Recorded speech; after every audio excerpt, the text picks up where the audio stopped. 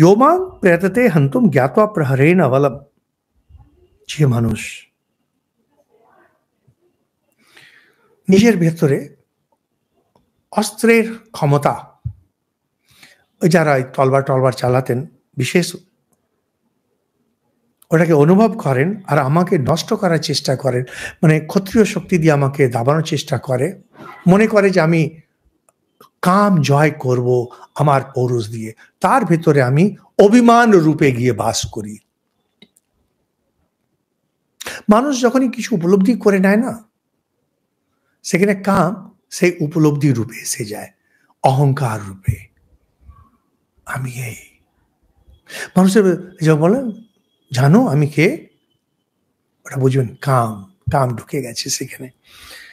আর যদি কেউ মনে করে আমি দক্ষিণা আদি অনেক করব, যজ্ঞ অনেক করব, তো ওর ভেতরে আমি ওই রকমই ভাব দিয়ে আরো যজ্ঞ করো, আরো দক্ষিণা দাও, কিন্তু আমি নাশ হব না। সে তখন ওইটাতেই অহংকার করে, এই দেখো আমি যজ্ঞ করেছি, আমি দান দিয়েছি। যে বেদ বেদান্তের অভ্যেস করে আমাকে নাশ করতে চায় কামকে, তো বলছেন যে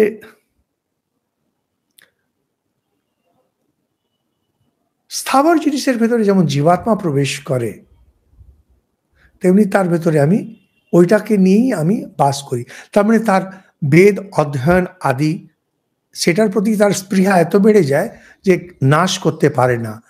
যাদের বই পড়ার অনেক অভ্যেস, এগুলো বুঝবেন যে ফেঁসে গেছে, কামনা তাকে এই রূপে বেঁধে দিয়েছে। আর যারা সত্যে প্রতিষ্ঠিত হয়ে ধৈর্য দিয়ে আমাকে জয় করার চেষ্টা করেন, তাদের ভেতরে আমি ওই সত্যের আঁট হয়ে তাকে বেঁধে দিই। কল্পনা করতে পারেন কি বলছে? কাম পৌরুষ রূপে এসে যায়, কাম সত্য রূপে এসে যায়, সত্যনিষ্ঠা রূপে। কাম এসে যাচ্ছে বিনয় রূপে। এই দেখছি যে তপস্বী, আমাদের সন্ন্যাসী শ্রেণী বলে লোমেশনা কেশেশনা, এই চুল দাড়ি বড় করে নিয়েছে, ওইটাই তার কাম, সেটা নিয়েই তার গর্ব। কারণ পাঁচজন দেখছে বাহ আপনার জটাটা কি সুন্দর হয়েছে, ফেসে গেলেন। আর বলছেন যিনি মোক্ষ বিষয়ক, মোক্ষ এই বুদ্ধি নিয়ে যারা আমি মুক্তি চাই, আমার নাশ করতে চাই, তার আমি ওই বুদ্ধি হয়েই তাকে বেঁধে দিই।